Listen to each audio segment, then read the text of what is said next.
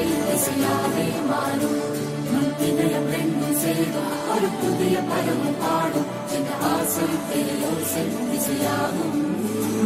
இந்த திருமண கொண்டாட்டம் நம் குடும்ப ஆர்ப்பாட்டம். என் உலகத்தையும் உலகத்தையும்